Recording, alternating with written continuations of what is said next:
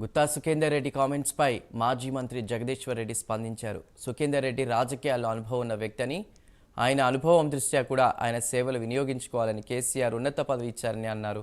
Parliament ఎన్నికల దగ్గరకు వచ్చినందున కేసీఆర్ ఆయనకు సమయం ఇవ్వలేకపోవచ్చని, ఎన్నికల తర్వాత ఖచ్చితంగా వారితో మాట్లాడి పార్టీ నిర్మాణంపై వారి సలహాలు తీసుకుంటామని అన్నారు. తమ మధ్య ఎలాంటి గ్యాప్ లేదని జగదీష్ రెడ్డి అన్నారు.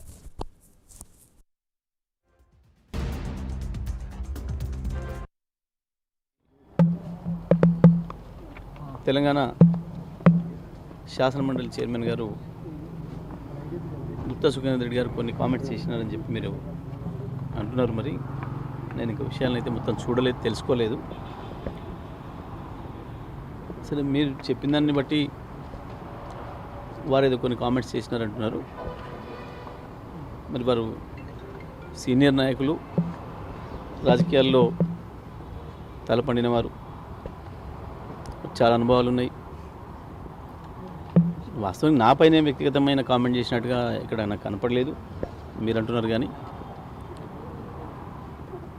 ఆయన రాజకీయాలు ప్రారంభించినప్పటికీ నేను పుట్టనే లేదు. వాస్తవానికి అంత సీనియర్ వారు.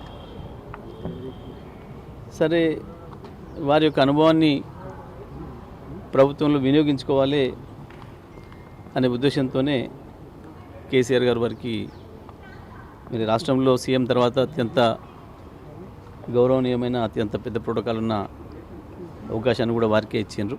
వారి సీనియారిటీని దృష్టిలో పెట్టుకొని ఇచ్చినట్టుగా అనుకుంటున్నాను నేను. మరి తెలంగాణ శాసనమండలి చైర్మన్ గారు గుత్తా సుఖేందర్ రెడ్డి గారు కొన్ని కామెంట్స్ చేసినారని చెప్పి మీరు అంటున్నారు. మరి